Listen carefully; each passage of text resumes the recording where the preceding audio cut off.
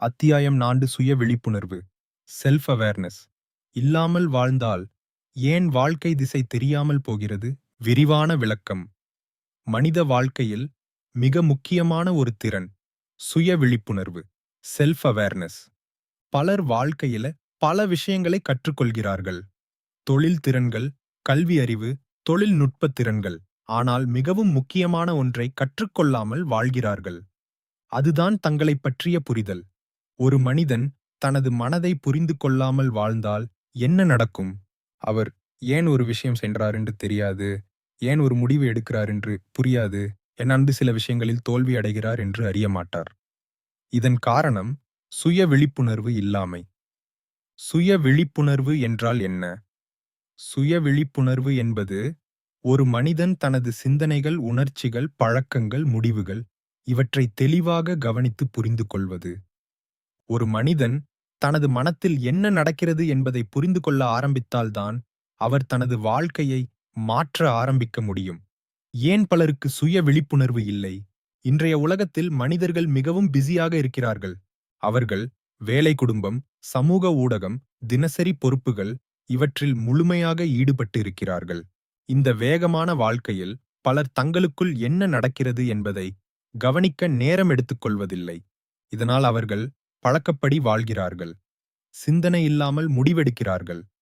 வாழ்க்கையை கட்டுப்படுத்த முடியாமல் போகிறது. சுய விழிப்புணர்வு வாழ்க்கையை எப்படி மாற்றுகிறது? ஒரு மனிதன் தனது சிந்தனைகளை கவனிக்க ஆரம்பித்தால் அவர் பல விஷயங்களை புரிந்து கொள்வார். உதாரணமாக, அவர் கவனிப்பார். நான் எப்போது பயப்படுகிறேன்? என்ன காரணத்தால் நான் தாமதிக்கிறேன்? எந்த சூழ்நிலையில் நான் அதிகமாக வேலை செய்கிறேன்? இந்த புரிதல் அவருக்கு ஒரு முக்கிய சக்தியை தரும். அது தேர்வு செய்யும் சக்தி, பவர் ஆஃப் சாய்ஸ். சுய விழிப்புணர்வு உள்ள ஒருவர் தனது பழக்கங்களை மாற்ற முடியும், தனது சிந்தனைகளை கட்டுப்படுத்த முடியும், தனது வாழ்க்கை திசையை தீர்மானிக்க முடியும். சுய விழிப்புணர்வு மற்றும் ஏஐ. இந்த புத்தகத்தின் முக்கிய நோக்கம் self awareness plus AI automation. இந்த இரண்டு விஷயங்களை இணைப்பது. ஒரு மனிதன் ஏஐ கருவிகளை பயன்படுத்த ஆரம்பிக்கும்போது அவன் முதலில் புரிந்து கொள்ள வேண்டியது தனது இலக்கு என்ன, தனது வேலை முறை என்ன, தனது பலம் மற்றும் பலவீனம் என்ன. இந்த விஷயங்களை புரிந்து கொள்ளாமல் ஏஐ பயன்படுத்தினால் அது பயனுள்ளதாக இருக்காது.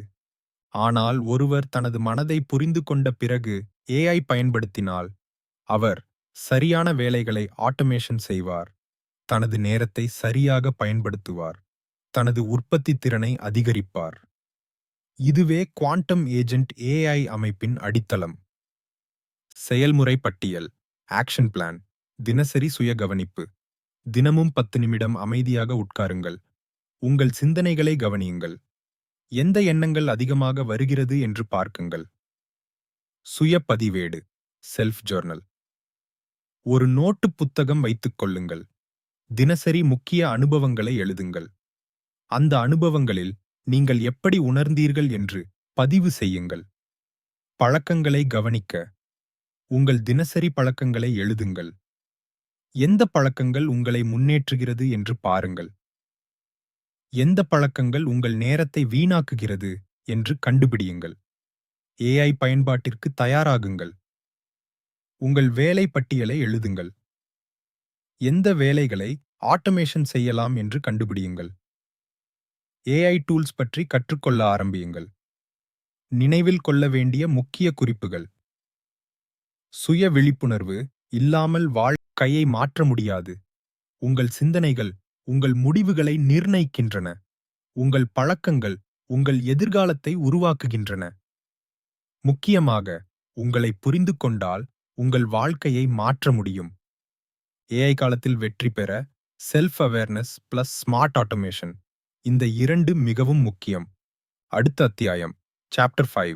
உங்கள் மன வைரப்படம், மைண்ட் மேப். உங்கள் வாழ்க்கை முடிவுகளை எப்படி வடிவமைக்கிறது? இந்த அத்தியாயத்துல மன வைரப்படம் என்றால் என்ன? அது எப்படி உருவாகிறது? அது உங்கள் வாழ்க்கை முடிவுகளை எப்படி கட்டுப்படுத்துகிறது?